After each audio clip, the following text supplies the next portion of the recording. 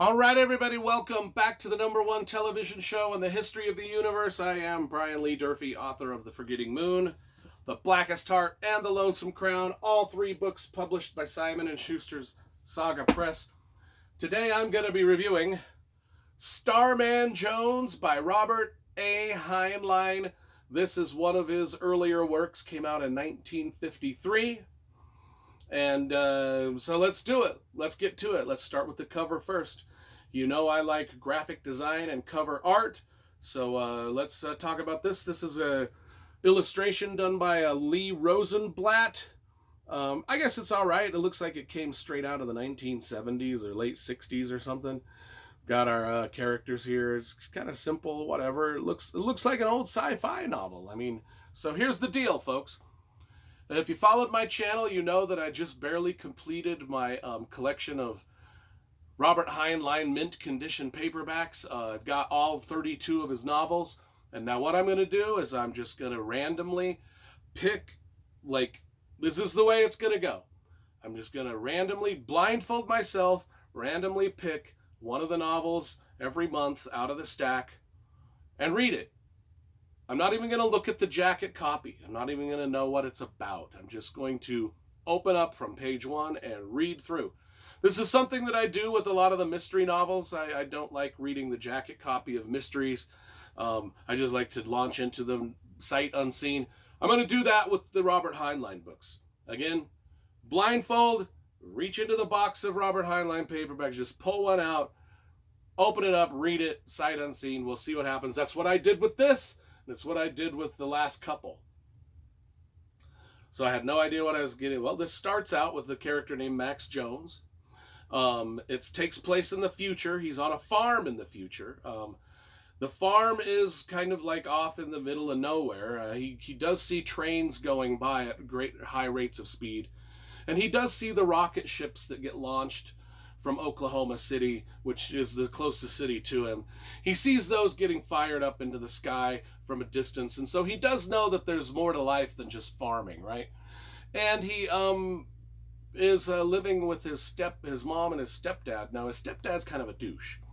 He's just a douchebag. He's a bad guy. And in fact, he consents that young Max has dreams of just getting out of the farm and going off and doing other things, but he really wants to stifle those dreams. In fact, he takes the books that Max has been left.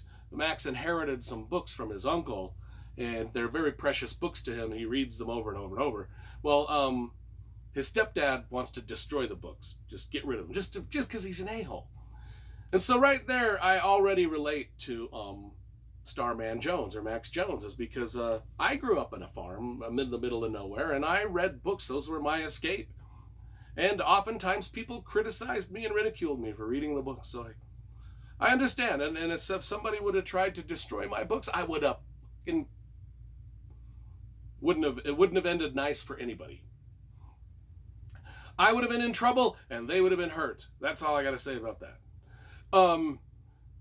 So anyway, he's like sick of it.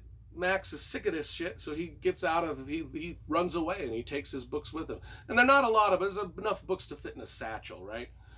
So he takes the books, and he runs away, and he's like, I'm done with the farm. I'm done with this stepdad. I'm done with this. I'm going on my own. He runs away. He meets a fellow named Sam. And all this stuff I'm talking about is just the setup to the plot. So I'm not really giving, even it seems like I'm going plot point by plot, but I'm not. Meets a fellow named Sam. He makes friends with him and then is betrayed by this guy.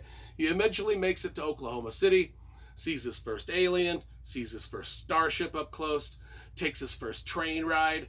I mean, all of these things, Robert A. Heinlein does a great job of just describing the wonderment and awe that this young farm boy has as he sees these things for the first time. Like the first time he hops on the train.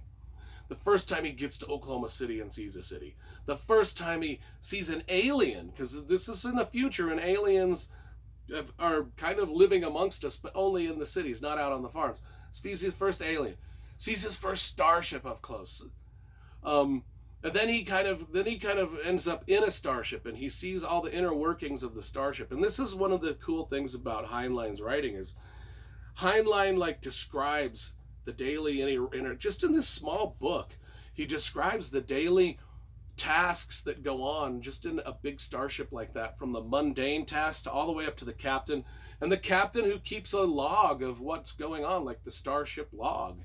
Didn't James T. Kirk talk to his starship log? I mean, wasn't that how every episode anyway started? I think it probably came from this. Because Heinlein was thinking of all this stuff in the 1953s when this book was written. So anyway, adventure ensues, unknown planets. They're discovering there's the starship, on the starship, different things. Different people die on the starship. They're marooned. Their logs and their charts destroyed.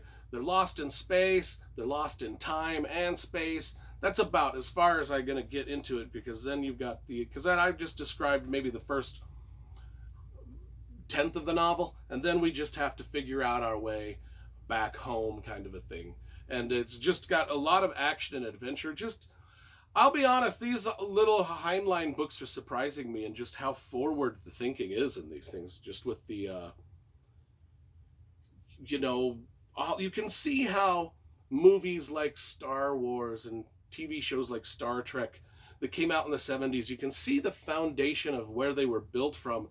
When you start reading these older books by Isaac Asimov and Robert Heinlein and Arthur C. Clarke, stuff that was written in the 40s and 50s, you can see that these guys were thinking on those grand space opera scale even back then. And it wasn't until movie makers and TV show producers put it together later that we could kind of visualize it. It's just absolutely dynamite. Really, really surprisingly good coming-of-age tale. And space adventure. Space opera, to be honest. Anyway, I give this a solid 9 out of 10. It's just a great little sci-fi book.